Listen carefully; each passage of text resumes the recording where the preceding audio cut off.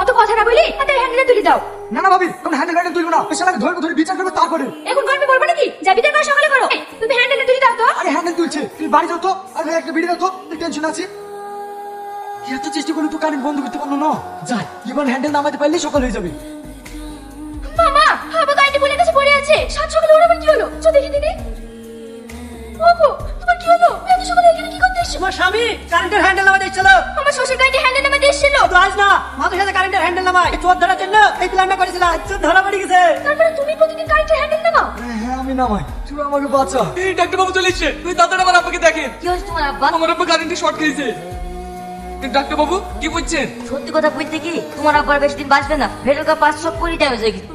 আরে সর্বনাশ, ডাক্তার বাবু তুমি কি বলছো গো? আমি কি সত্যি সত্যি মরে যাবো? বাঁচার কোনো রাস্তা নাই? তোমার আব্বাকে বেঙ্গল চলে যাও, ওষুধ সব পার্স লাগিয়ে দিবে। ওই 20 লাখ টাকা মতন খরচা হবে।